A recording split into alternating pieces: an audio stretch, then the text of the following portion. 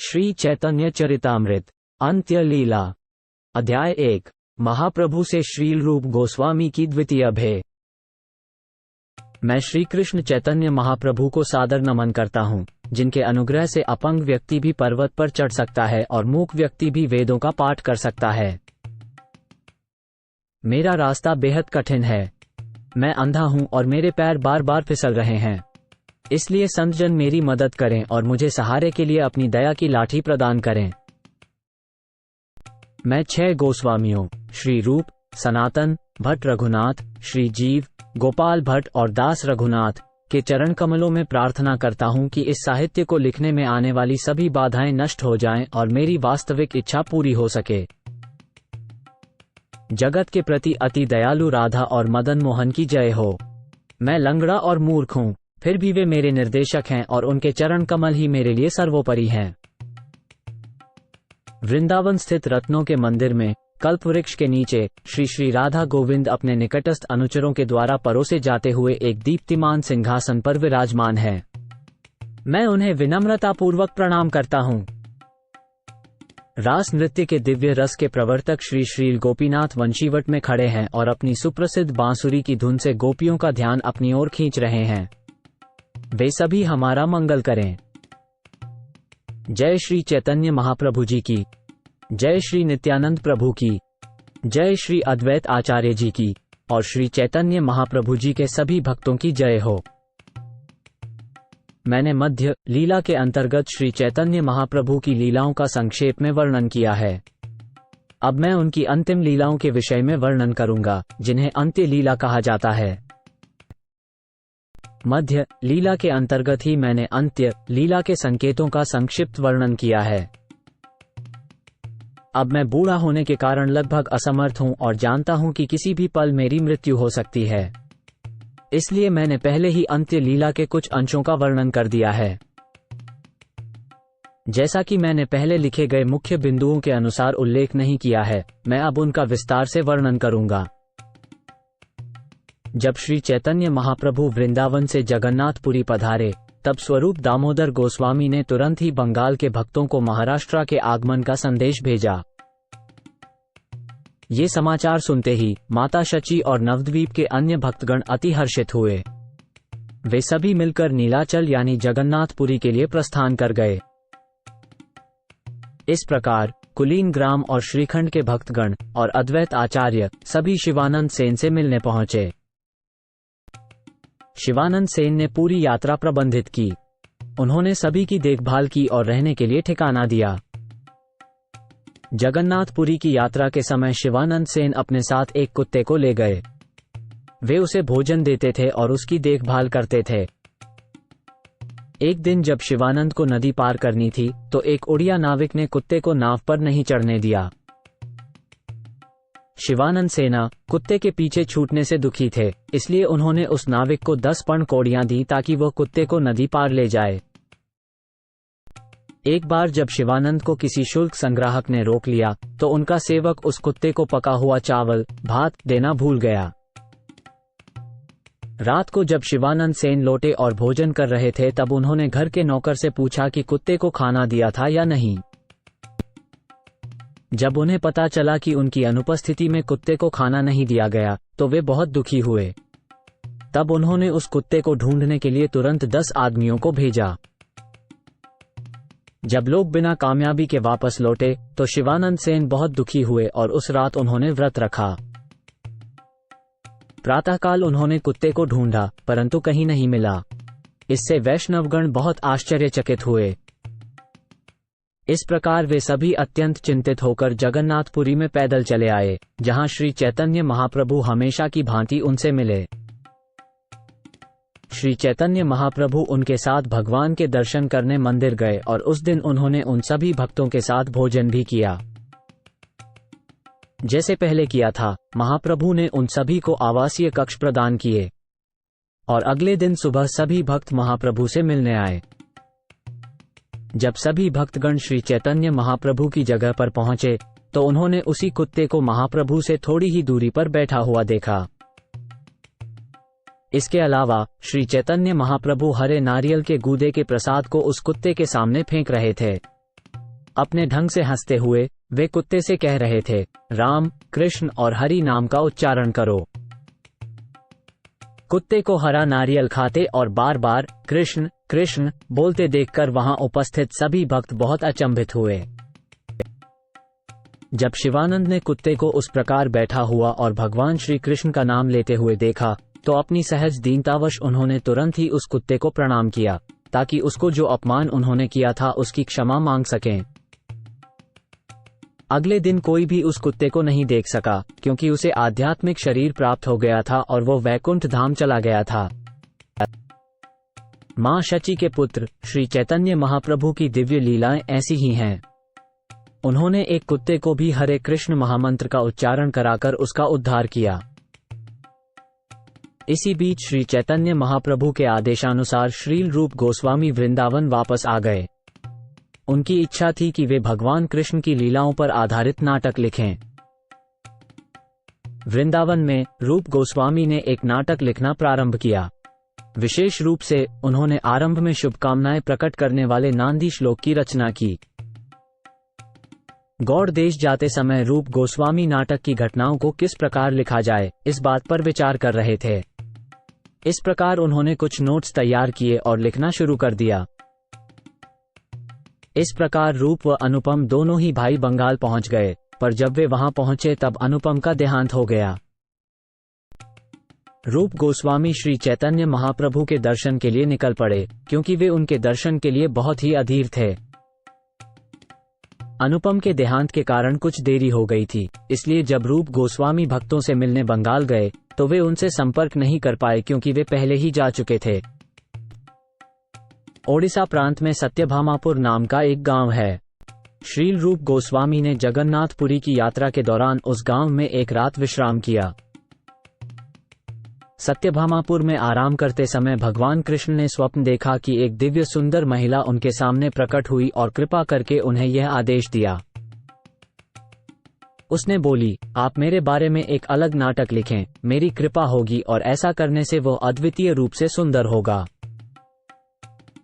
इस स्वप्न के दर्शन के पश्चात श्रील रूप गोस्वामी ने विचार किया, यही तो सत्यभामा का आदेश है कि मैं उनके लिए एक पृथक नाटक लिखूं। मैंने भगवान कृष्ण के वृंदावन और द्वारका में की गई सभी लीलाओं को एक ही रचना में समेट लिया है। अब मुझे उन्हें 2 नाटकों में बांटना होगा। इस तरह विचारों में डूबे हुए वे जल्द ही जगन्नाथपुरी पहुंच गए। वहां पहुंचकर वे हरिदास ठाकुर की कुटिया में चले गए। श्री हरिदास ठाकुर ने प्रेम और कृपा से श्रील रूप गोस्वामी से कहा, श्री चैतन्य महाप्रभु ने मुझे पहले ही बता दिया है कि तुम यहाँ आओगे।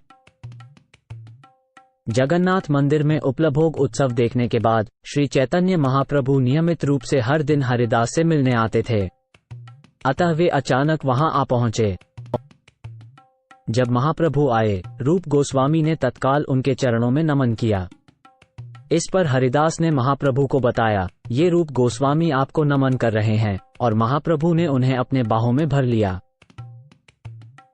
तब श्री चैतन्य महाप्रभु हरिदास और रूप गोस्वामी के पास बैठ गए। उन सब ने एक दूसरे से मंगलमय समाचार पूछे और इसके बाद कुछ देर तक आपस में बातें करते रहे। जब श्री चैतन्य महाप्रभु ने सनातन गोस्वामी के संबंध में पूछा तो रूप गोस्वामी ने उत्तर दिया, उनसे मेरा मिलना नहीं हुआ। मैं गंगा किनारे वाले मार्ग से आया, जबकि सनातन गोस्वामी आम रास्ते से आए, इसलिए हम दोनों एक दूसरे से नहीं मिल सके। मैंने प्रयाग में सुना कि वे पहले ही वृंदावन की ओर प्रस्थान कर गए हैं। तत्पश्चात रूप गोस्वामी ने अनुपम के देहांत के विषय में महाप्रभु को अवगत कराया। वहां रूप गोस्वामी को आवासीय कक्ष प्रदान करने के बाद श्री चैतन्य महाप्रभु वहां से चले गए। उसके बाद भगवान के सभी निजी सहयोगियों ने श्रील रूप गोस्वामी से मुलाकात की। अगले दिन चैतन्य महाप्रभु रूप गोस्वामी से पुनः भेंट हुए और विशेष कृपा कर सभी भक्तों से उनका परिचय कराया। श्रील रूप गोस्वामी ने उन सभी के चरण कमलों में सादर प्रणाम किया और सभी भक्तों ने दयालुता दिखाते हुए उन्हें आलिंगन में लिया। श्री चैतन्य महाप्रभु ने अद्वैत आचार्य और नित्यानंद प्रभु से कहा, आप दोनों को दिल खोलकर रूप गोस्वामी पर दया करनी चाहिए। हे राधे कृष्ण, आप दोनों की कृपा से रूप गोस्वामी ऐसी महानता प्राप्त कर लें कि वे भक्ति के अद्भुत रस का वर्णन कर सकें। इस तरह रूप गोस्वामी श्री चैतन्य महाप्रभु के सभी भक्तों के स्नेह और प्रेम के पात्र बन गए, जिनमें बंगाल से आए और ओडिशा में रहने वाले भक्त भी शामिल थे। श्री चैतन्य महाप्रभु प्रतिदिन रूप गोस्वामी से भेंट करते और मंदिर से जो भी प्रसाद पाते वे उसे रूप गोस्वामी और हरिदास ठाकुर को दे देते। फिर महाप्रभु उन दोनों से कुछ देर तक बातचीत करते थे और उसके बाद दोपहर के नित्य कर्मों को करने के लिए चले जाते थे। इस तरह से चैतन्य महाप्रभु प्रतिदिन उनके साथ व्यवहार करते रहे। इस तरह भगवान की दिव्य कृपा पाकर श्रील रूप गोस्वामी को अपार आनंद हुआ। श्री चैतन्य महाप्रभु अपने सभी भक्तों को साथ लेकर गुंडीचा मंदिर की सफाई और धुलाई की। उसके बाद आइटोटा नामक बगीचे में गए और वहीं पर वनभोज के रूप में उन्होंने प्रसाद ग्रहण किया। जब हरिदास ठाकुर और रूप गोस्वामी ने देखा कि सभी भक्त प्रसाद ले रहे थे और हरि के पवित्र नाम का उच्चारण कर रहे थे, तो वे दोनों अत्यंत प्रसन्न हुए। जब उन्होंने गोविंद के द्वारा दिए गए श्री चैतन्य महाप्रभु के प्रसाद को प्राप्त किया, तब उन्होंने उसका आदर भाव से ग्रहण किया और उसके पश्चात दोनों ही भाव विभोर होकर नाचने लगे। अगले दिन जब श्री चैतन्य महाप्रभु श्रील रूप गोस्वामी से मिलने गए, तो सर्वज्ञ भगवान ने इस प्रकार कहा, कृष्ण को वृंदावन से बाहर निकालने की कोशिश मत करो, वो किसी भी समय कहीं और नहीं जाते हैं। यदुकुमार के नाम से प्रसिद्ध कृष्ण वही वासुदेव कृष्ण हैं। वे उन कृष्ण से भिन्न हैं जो नंद महाराज के पुत्र हैं। यदुकुमार कृष्ण मथुरा और द्वारका नगरी में अपनी लीलाओं को प्रकट करते हैं, लेकिन नंद महाराज के पुत्र कृष्ण कभी भी वृंदावन नहीं छोड़ते।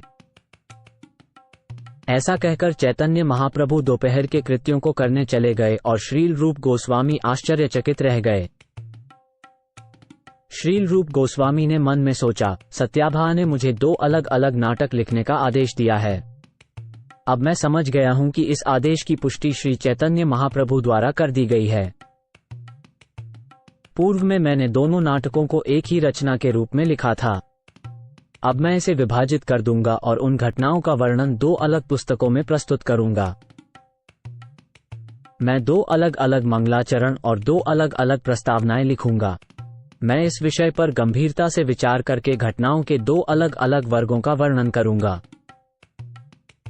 रथयात्रा उत्सव के दौरान रूप गोस्वामी ने भगवान जगन्नाथ के दर्शन किए। उन्होंने रथ के आगे श्री चैतन्य महाप्रभु को नाचते और कीर्तन करते हुए भी देखा। जब रूप गोस्वामी ने उत्सव के दौरान श्री चैतन्य महाप्रभु द्वारा बोला गया एक पद सुना, तो बिना देर किए उसी विषय से संबंधित एक अन्य पद रच दिया। मैंने पहले ही इन घटनाओं का वर्णन कर दिया है, लेकिन फिर भी मैं संक्षेप में कुछ और कहना चाहता हूं। सामान्यतः रथ के समक्ष नृत्य एवं कीर्तन करते हुए श्री चैतन्य महाप्रभु एक श्लोक का पाठ करते थे, किंतु कोई नहीं जानता था कि वे उस विशेष श्लोक को क्यों पढ़ते थे। केवल स्वरूप दामोदर गोस्वामी ही उस उद्देश्य को जानते थे जिसके लिए प्रभु जी वो श्लोक सुनाया करते थे। प्रभु जी के मनोभाव के अनुसार वे अन्य श्लोक उद्धृत करते थे ताकि प्रभु जी रस का आनंद ले सकें। लेकिन रूप गोस्वामी ने भगवान के इरादों को समझ लिया और इसलिए उन्होंने एक और श्लोक रचा जो श्री चैतन्य महाप्रभु को पसंद आया। जो व्यक्ति मेरी जवानी में मेरा दिल चुरा ले गया था, वो फिर से मेरा स्वामी है। ये चैत्र के महीने की चांदनी भरी वही रातें हैं। मालती के फूलों की वही खुशबू है और कदम के जंगल से वही मीठी हवा बह रही है। करीबी रिश्ते में मैं भी वही प्रेमिका हूँ, फिर भी मेरा मन यहाँ खुश नहीं है। मैं रेवा नदी के किनारे उस जगह पर लौटना चाहती हूँ जो वेतसी पेड़ के नीचे है। यही मेरी ख्वाहिश है। हे सहेली, अब मैं कुरुक्षेत्र में अपने अत्यंत पुराने और प्यारे मित्र कृष्ण से मिली हूँ। मैं वही राधा रानी हूँ और हम अब एक दूसरे से मिल रहे हैं। ये बहुत ही सुखद है, लेकिन फिर भी मैं यमुना तट पर स्थित जंगल के पेड़ों के नीचे जाना चाहती हूँ। मैं वृंदावन के जंगल में उनकी मधुर बांसुरी से निकलने वाले पंचम स्वर को सुनना चाहती हूँ। ताड़ के पत्ते पर इस श्लोक को लिखने के बाद रूप गोस्वामी ने इसे अपनी झोपड़ी की फूस की छत में कहीं रख दिया और समुद्र में स्नान करने चले गए।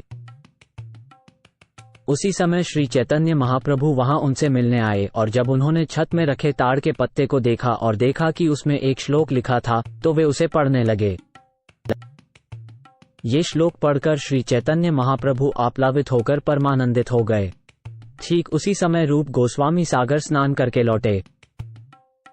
महाप्रभु को देखकर श्री रूप गोस्वामी ने प्रणाम करने के लिए आंगन में चित होकर लेट गए। महाप्रभु ने उन्हें प्यार से एक हल्का सा थप्पड़ मारा और इस प्रकार बोले, मेरा हृदय बहुत गुप्त है, तुमने मेरे मन को इस तरह से कैसे जान लिया? ये कहने के बाद उन्होंने रूप गोस्वामी को मजबूती से गले लगा लिया। श्री चैतन्य महाप्रभु ने वह श्लोक लेकर स्वरूप दामोदर को परखने के लिए दिखाया। रूप गोस्वामी ने मेरे हृदय की थाह कैसे पाली? प्रभु ने पूछा। स्वरूप दामोदर ने उत्तर दिया, मेरी समझ में तो यही आता है कि आपने उसे अपनी निस्वार्थ कृपा प्रदान कर दी है, अन्यथा इस अर्थ को कोई और नहीं समझ सकता था। इसलिए मेरा अनुमान है कि आपने पहले ही उसकी पर अपनी बिना कारण वाली दया दिखाई थी। श्री चैतन्य महाप्रभु ने जवाब दिया, रूप गोस्वामी मुझसे प्रयाग में मिले थे। उन्हें एक उपयुक्त व्यक्ति जानकर मैंने सहज रूप से उन पर अपनी कृपा की थी। तत्पश्चात मैंने भी उसे अपनी दिव्य शक्ति प्रदान की। अब तुम्हें भी उसे उपदेश देना चाहिए, विशेष रूप से दिव्य मधुरता के विषय में। स्वरूप दामोदर ने कहा, जो ही मैंने इस श्लोक की अनोखी रचना देखी त्यों ही समझ गया कि तुमने उस पर अपनी विशेष कृपा बरसाई है। परिणाम का अवलोकन करने पर उसके कारणों को समझा जा सकता है। जो गंगा स्वर्ग में बहती है वह सुनहरे कमल के फूलों से भरी हुई है और हम उस लोक के निवासी उन फूलों के डंठलों को खाते हैं। यही कारण है कि हम किसी अन्य लोक के निवासियों की तुलना में अधिक सुंदर हैं। ऐसा कार्य कारण नियम के फलस्वरूप होता है, क्योंकि जब कोई सात्विक भोजन करता है तो उसके शरीर की सुंदरता में सात्विकता बढ़ जाती है। चातुर्मास्य के 4 महीने श्रावण, भाद्र, आश्विन और कार्तिक समाप्त होने के बाद बंगाल के सभी वैष्णव अपने अपने घर लौट आए, लेकिन श्रील रूप गोस्वामी जगन्नाथपुरी में ही रहे और श्री चैतन्य महाप्रभु के चरण कमलों का आश्रय लिया। जब रूप गोस्वामी अपनी पुस्तक लिख रहे थे तब एक दिन श्री चैतन्य महाप्रभु अचानक प्रकट हुए। जैसे ही हरिदास ठाकुर और रूप गोस्वामी ने प्रभु को आते देखा, दोनों तुरंत खड़े हो गए और फिर उन्हें सादर नमस्कार करने के लिए भूमि पर दंडवत कर गिरे। श्री चैतन्य महाप्रभु ने दोनों को गले लगाया और फिर बैठ गए। महाप्रभु जी ने पूछा, तुम किस प्रकार की पुस्तक लिख रहे हो? उन्होंने ताड़ के पत्तों से बने पांडुलिपि के एक पन्ने को पकड़ा और जब उन्होंने उस पर लिखी सुंदर हस्तलिपि को देखा तो उनका मन खूब प्रसन्न हुआ। इस प्रकार प्रसन्न होकर महाप्रभु ने लिखावट की प्रशंसा करते हुए कहा, रूप गोस्वामी की हस्तलिपि मोतियों की कतारों के समान है। श्री चैतन्य महाप्रभु उस हस्तलिपि को पढ़ते हुए उस पृष्ठ पर एक श्लोक को देखते ही जैसे ही उसे पढ़ा तो तुरंत भावपूर्ण प्रेम से अभिभूत हो गए। मुझे ज्ञात नहीं कि कृष्ण अण के 2 अक्षरों ने कितना अमृत पैदा किया है। जब कृष्ण के पवित्र नाम का जाप किया जाता है तब वो मुंह के भीतर नाचता दिखाई देता है।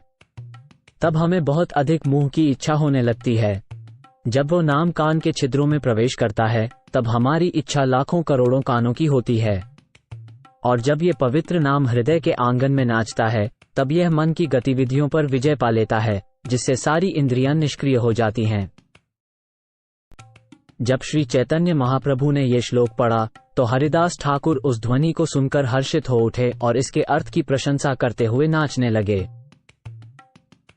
भगवान के नाम की सुंदरता और दिव्य स्थिति को जानने के लिए भक्तों के मुंह से प्रामाणिक शास्त्रों का श्रवण करना चाहिए।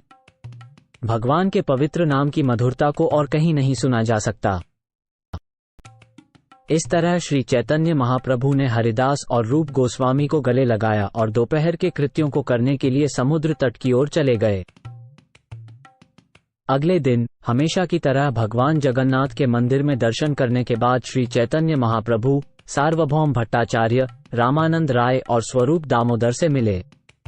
इसके बाद वे सभी श्रील रूप गोस्वामी के पास गए और रास्ते में महाप्रभु ने रूप गोस्वामी के गुणों की अत्यधिक प्रशंसा की। जब श्री चैतन्य महाप्रभु ने 2 महत्वपूर्ण श्लोकों का उच्चारण किया तो उन्हें अत्यधिक आनंद का अनुभव हुआ। ऐसे में जैसे उनके 5 मुख हों, उन्होंने अपने भक्त की प्रशंसा करना प्रारंभ कर दिया। महाप्रभु ने सार्वभौम भट्टाचार्य और रामानंद की परीक्षा लेने के लिए उनके सामने श्री रूप गोस्वामी के दिव्य गुणों की प्रशंसा की। स्वरूप से परिपूर्ण उत्तम व्यक्तित्व वाले भगवान अपने सच्चे भक्त के अपराध को गंभीरता से नहीं लेते।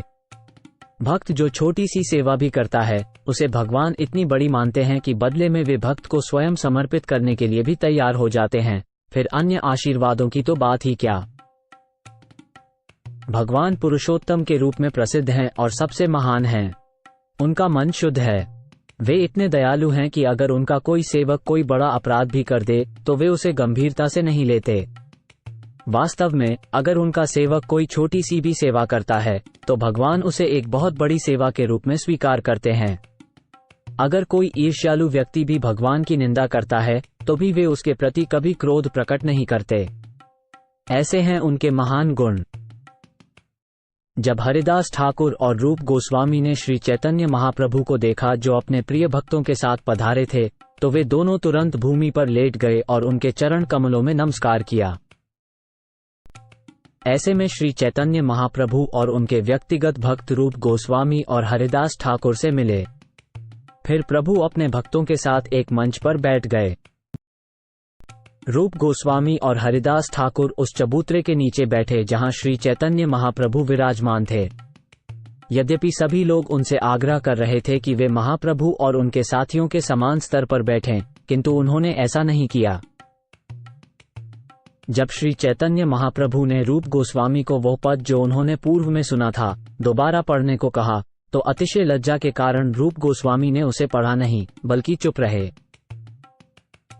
तब स्वरूप गोस्वामी जी ने वो श्लोक सुनाया और जब सभी भक्तों ने इसे सुना तो उनके मन आश्चर्यचकित हो गए। हे सखी, अब मैं इस कुरुक्षेत्र में अपने पुराने और प्रिय मित्र कृष्ण से मिली हूँ। मैं वही राधा रानी हूँ और अब हम मिल रहे हैं। यह अत्यंत सुहावना है, किंतु फिर भी मैं यमुना तट के वन के वृक्षों के नीचे जाना चाहती हूँ। मैं वृंदावन के जंगल के भीतर उनकी मधुर बांसुरी से पंचम स्वर निकलते सुनना चाहती हूँ। इस श्लोक को सुनकर रामानंद राय और सार्वभौम भट्टाचार्य दोनों ने चैतन्य महाप्रभु से कहा, आपकी विशेष कृपा के बिना ये रूप गोस्वामी आपके मन की बात कैसे समझ सकता था? श्री रामानंद राय ने स्वीकारा कि इससे पहले श्री चैतन्य महाप्रभु ने उनके हृदय को ऐसी शक्ति प्रदान की थी जिसके द्वारा वो उच्च और निर्णायक वक्तव्य प्रकट कर सकें, जहां तक कि ब्रह्मा जी की भी पहुंच नहीं है। उन्होंने कहा, यदि आपकी दया उस पर पहले से नहीं होती तो वह आपके अंतरंग भावों को व्यक्त नहीं कर पाता। तब श्री चैतन्य महाप्रभु ने कहा, प्रिय रूप, अपने नाटक का वह श्लोक सुनाओ जिसे सुनते ही लोगों की सारी अशांति और दुख दूर चले जाते हैं। जब महाप्रभु बार बार वही प्रश्न पूछते रहे, तब रूप गोस्वामी ने वो श्लोक सुनाया जो आगे आया है। मैं नहीं जानता कि कृष्ण शब्द के 2 अक्षरों ने कितना अमृत उत्पन्न किया है। जब कृष्ण का पवित्र नाम उच्चारण किया जाता है तो ऐसा लगता है जैसे यह मुंह में नाच रहा हो। तब हमें अनगिनत मुंह की इच्छा होने लगती है। जब ये नाम कानों के छिद्रों में प्रवेश करता है तो हमें लाखों कानों की इच्छा होने लगती है। जब ये पवित्र नाम दिल के आंगन में नाचता है तो यह मन की गतिविधियों पर विजय प्राप्त कर लेता है और इस प्रकार सभी इंद्रियां निष्क्रिय हो जाती हैं। जब श्री चैतन्य महाप्रभु के समस्त भक्त, विशेष रूप से श्री रामानंद राय, ने ये पद्य सुना तो वे सभी परम आनंद से अभिभूत हो गए और विस्मित रह गए। सभी ने स्वीकार किया कि उन्होंने भगवान के पवित्र नाम की महिमा के बारे में कई कथन सुने हैं, लेकिन उन्होंने कभी भी रूप गोस्वामी के जैसा मधुर वर्णन नहीं सुना था। रामानंद राय ने पूछा, तुम किस प्रकार का नाटक लिख रहे हो? हम समझ सकते हैं कि यह निर्णायक तर्कों का भंडार है। स्वरूप दामोदर ने श्रील रूप गोस्वामी की ओर से उत्तर दिया, वृंदावन की लीलाओं और द्वारका तथा मथुरा की लीलाओं दोनों का वर्णन करने के लिए एक ही पुस्तक में नाटक लिखना चाहते थे। उसने इस तरह से प्रारंभ किया, पर अब श्री चैतन्य महाप्रभु के आदेश से वह इसे 2 भागों में बांटकर 2 नाटक लिख रहा है। एक मथुरा और द्वारका की लीलाओं से संबंधित और दूसरा वृंदावन की लीलाओं से संबंधित। ये दोनों नाटक विदग्ध माधव और ललित माधव नाम से जाने जाते हैं। इन दोनों नाटकों में भगवान के प्रति प्रेम का अद्भुत वर्णन किया गया है। रामानंद राय ने कहा, कृपया विदग्ध माधव का नांदी श्लोक सुनाओ, जिसे मैं सुन सकूं और उसका परीक्षण कर सकूं। तब श्री चैतन्य महाप्रभु के आदेश पर श्री रूप गोस्वामी ने श्लोक 1.1 सुनाया। श्री कृष्ण की लीलाएं संसार के कष्टों और व्यर्थ इच्छाओं का नाश करती हैं। भगवान की लीलाएं शिखरिणी के समान है, जो दही और मिश्री का मिश्रण है। ये लीलाएं चंद्रमा पर बने अमृत के घमंड को भी मिटा देती हैं, क्योंकि इनमें श्रीमती राधारानी और गोपियों के प्रेम की एकाग्र धारा की मधुर सुगंध फैली रहती है। रामानंद राय ने कहा, अब अपने उपास्य देवता की महिमा का वर्णन करें। किंतु रूप गोस्वामी श्री चैतन्य महाप्रभु की उपस्थिति में संकोचवश झिझक रहे थे। महाप्रभु ने रूप गोस्वामी को प्रोत्साहित करते हुए कहा, तुम संकोच क्यों कर रहे हो? तुम अपनी रचना का पाठ करो ताकि भक्तजन तुम्हारे लेखन के शुभ फलों को सुन सकें।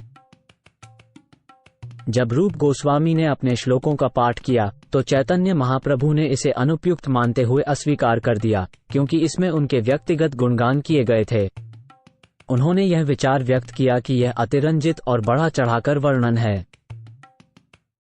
श्रीमती शची देवी के पुत्र के रूप में सुप्रसिद्ध सर्वोच्च भगवान आपके हृदय के अंतरतम गह्वर में निवास करें।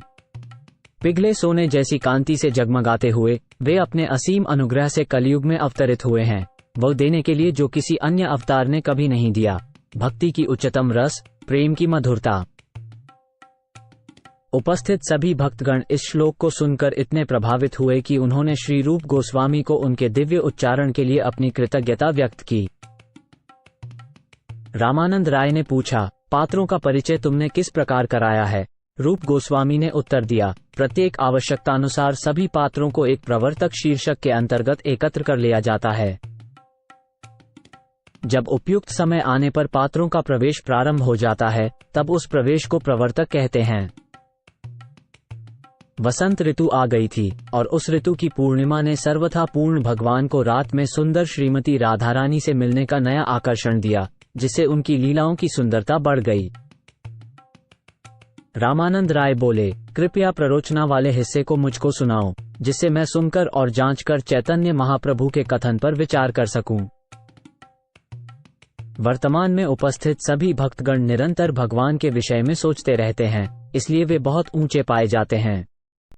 विदग्ध माधव नाम का ये ग्रंथ भगवान कृष्ण की लीलाओं का वर्णन काव्यात्मक अलंकारों जैसे कि विभूषणों के साथ करता है।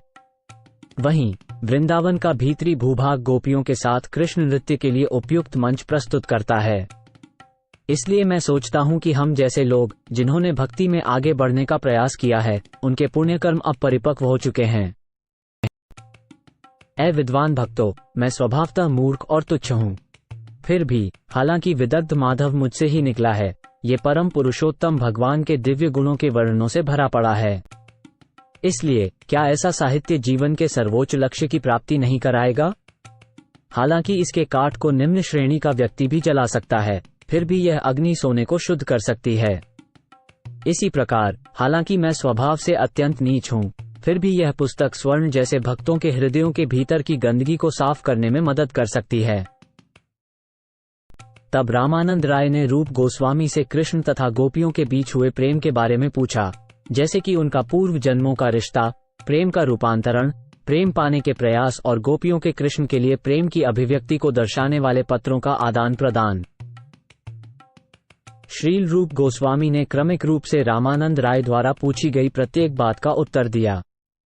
उनकी व्याख्या सुनकर श्री चैतन्य महाप्रभु के सभी भक्त आश्चर्यचकित हो गए। कृष्ण के प्रति पहले से प्रेम, पूर्व राग का अनुभव करते हुए राधारानी ने सोचा, जब से मैंने कृष्ण के नाम की चर्चा सुनी है, तब से मेरी समझ खत्म हो गई है। फिर एक व्यक्ति और भी हैं, जो बांसुरी इस तरह से बजाते हैं कि उसका एक सुर सुनकर भी मेरे हृदय में प्रेम की धारा बह जाती है।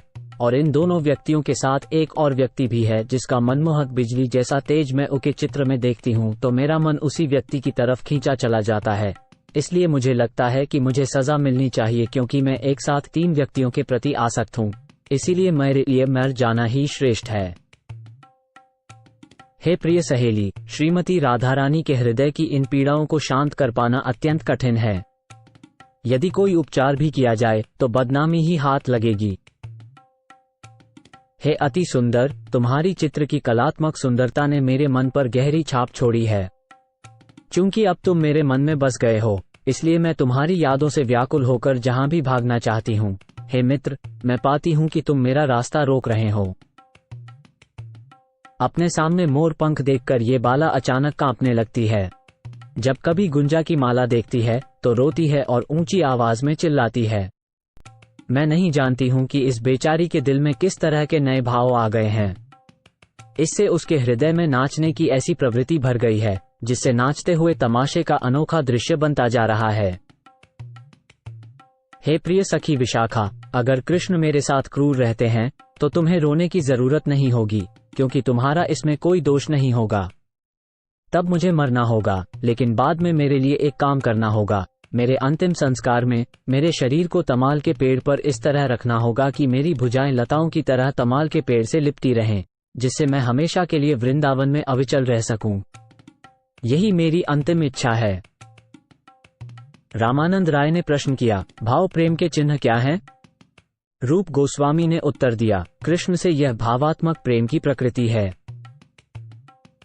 हे सुंदर सखी, यदि कोई नंद महाराज के पुत्र भगवान कृष्ण के प्रति दिव्य प्रेम को विकसित कर लेता है तो प्रेम के ये सारे कटु और मधुर प्रभाव उसके हृदय में दिखाई देने लगते हैं। ये दिव्य प्रेम 2 तरह से काम करता है। दिव्य प्रेम का जहरीला असर सर्प के गहरे और ताजे जहर को परास्त कर देता है। फिर भी इसके साथ ही परम आनंद भी होता है, जो नीचे की ओर बहता हुआ सर्प के जहरीले प्रभाव और सिर पर अमृत डालने के सुख को भी परास्त कर देता है।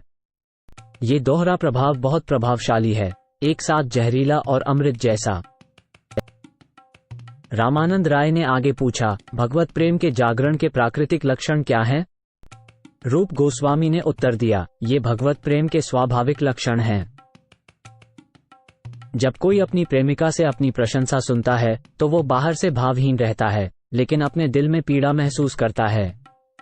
जब वो अपनी प्रेमिका को अपने बारे में आरोप लगाते सुनता है तो वो उन्हें मजाक मानता है और आनंद लेता है। जब वो अपनी प्रेमिका में दोष देखता है तो उसका प्रेम कम नहीं होता और प्रेमिका के अच्छे गुण उसके सहज स्नेह को बढ़ा नहीं पाते। इस तरह सहज प्रेम हर परिस्थिति में चलता रहता है। इसी तरह सहज ईश्वर प्रेम दिल में काम करता है। मेरी क्रूरता का समाचार सुनकर चंद्रमुखी राधारानी अपने दुखी हृदय में किसी तरह धैर्य धारण कर सकती हैं, लेकिन फिर वे मेरे खिलाफ हो सकती हैं, या फिर कामदेव के धनुष से उत्पन्न कामुक इच्छाओं से डरकर वे अपना जीवन भी त्याग सकती हैं। अरे, मैंने मूर्खतावश उनकी इच्छा रूपी कोमल लता को उखाड़ दिया है, जिसमें अभी फल लगने ही वाले थे।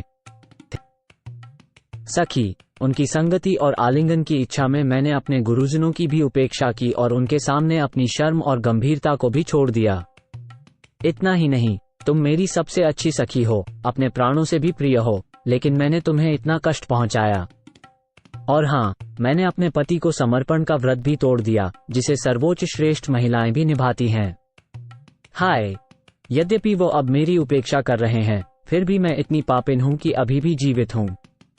इसलिए अपने तथाकथित धैर्य को धिक्कारना चाहती हूं।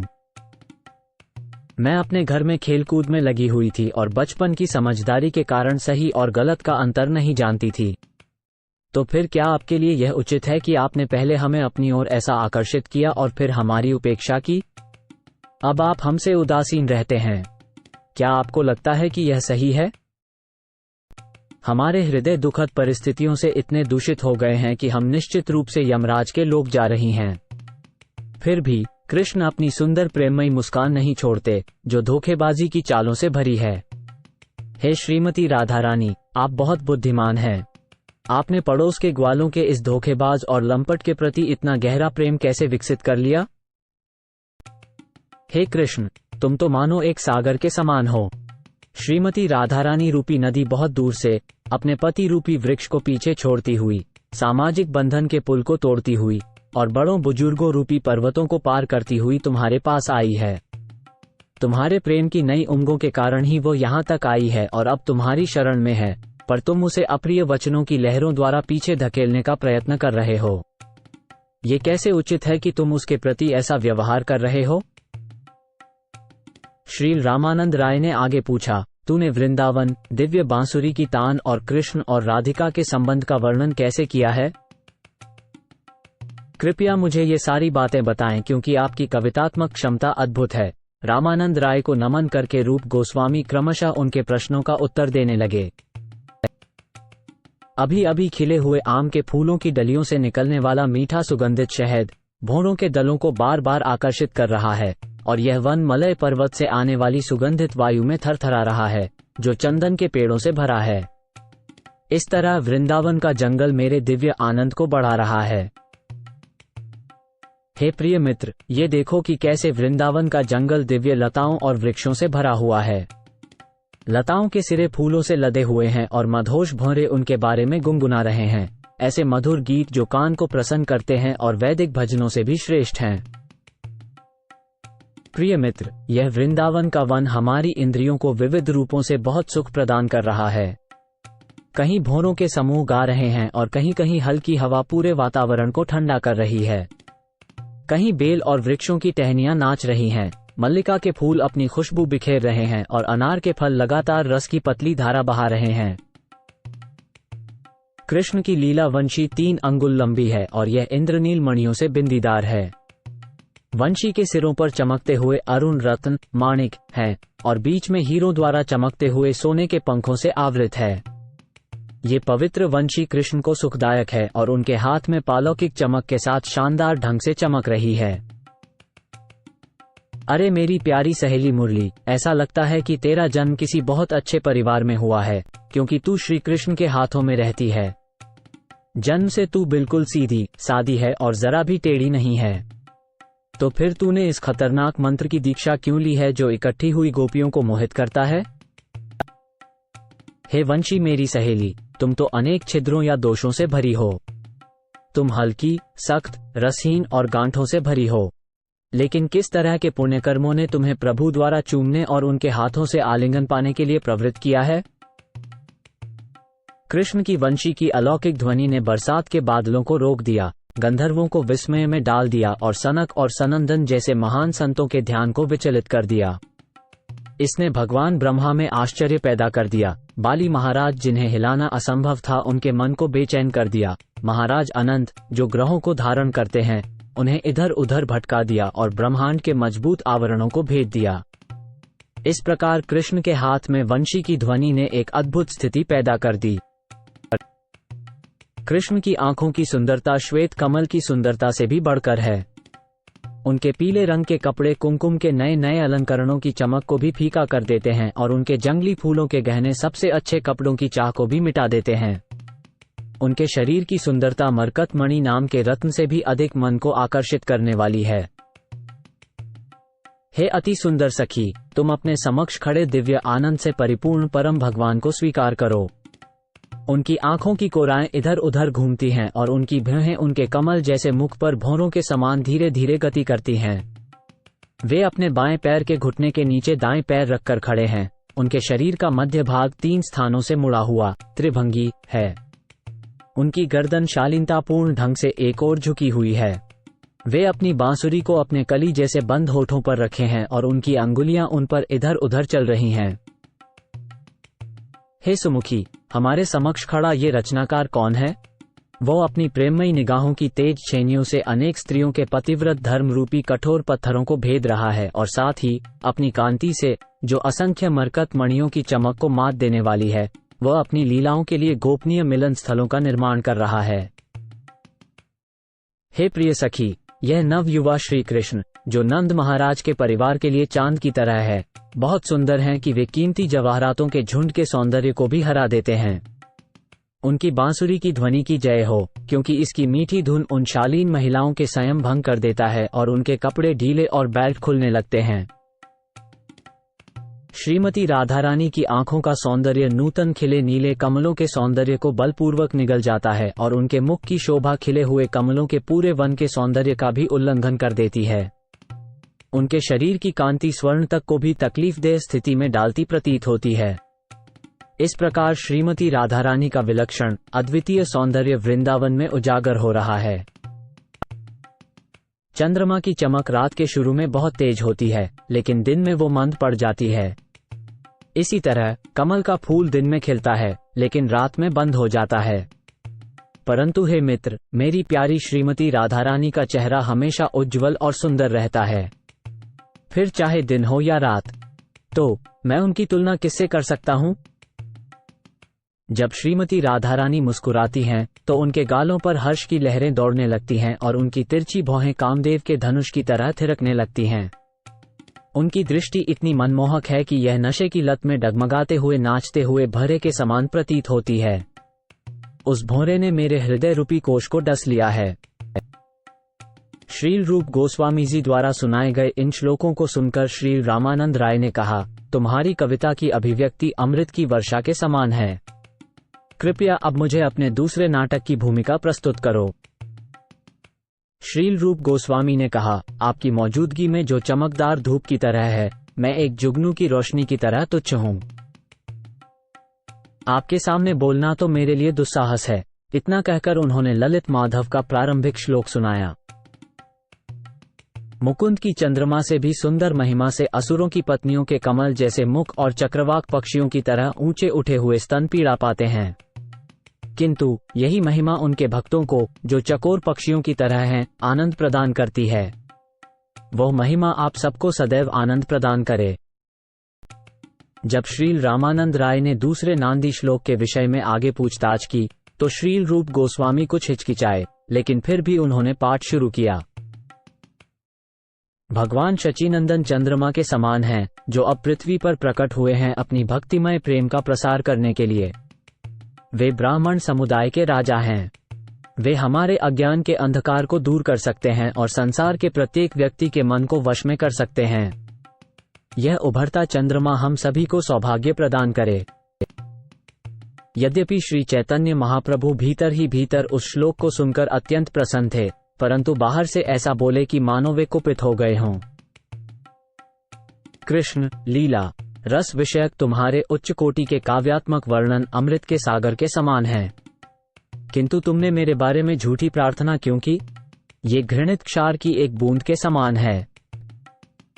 श्रील रामानंद राय ने ऐतराज जताया, ये बिल्कुल अम्ल नहीं है। ये तो एक कपूर का कण है जिसे उसने अपनी उच्च कविता में रख दिया है।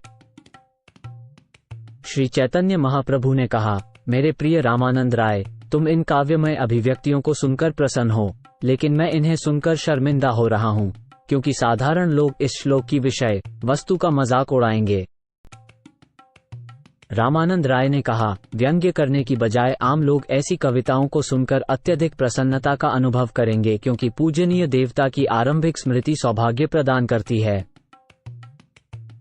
रामानंद राय ने पूछा, अभिनेता किस शैली अंग से प्रवेश करते हैं? इसके बाद रूप गोस्वामी ने इसी विषय पर विशेष रूप से बोलना शुरू किया। असभ्य लोगों के शासक कंस का वध करने के बाद नृत्य मंच पर समस्त कलाओं के स्वामी भगवान कृष्ण उपयुक्त समय पर श्रीमती राधा रानी का पाणिग्रहण स्वीकार करेंगे, जो सभी दिव्य गुणों से युक्त हैं। ये प्रस्तावना पारंपरिक रूप से उद्धात्य कहलाती है और पूरा दृश्य वीथी कहलाता है। नाटकीय अभिव्यक्ति में आपकी इतनी पकड़ है कि आपके सामने मेरा हर कथन मानो ढीठता के सागर से उठती लहर जैसा है। किसी अस्पष्ट या समझ से परे शब्द को स्पष्ट करने के लिए उसे अक्सर अन्य शब्दों के साथ जोड़ा जाता है। इस प्रक्रिया को उद्घाट्य कहा जाता है।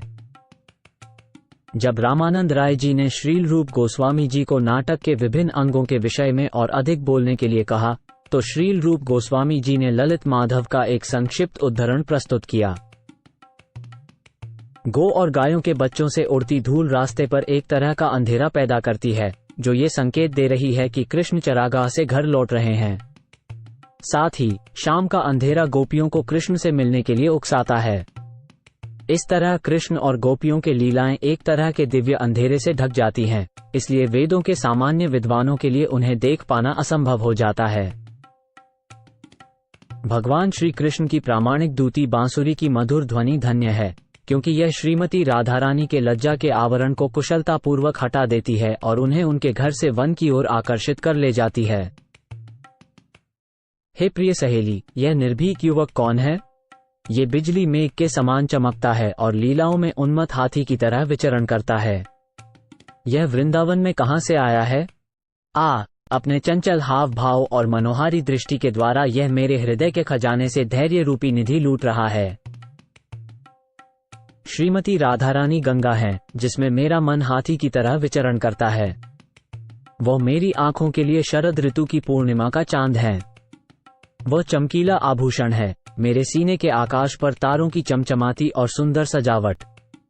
आज मैंने अपने मन की श्रेष्ठ अवस्था के कारण श्रीमती राधारानी को प्राप्त कर लिया है।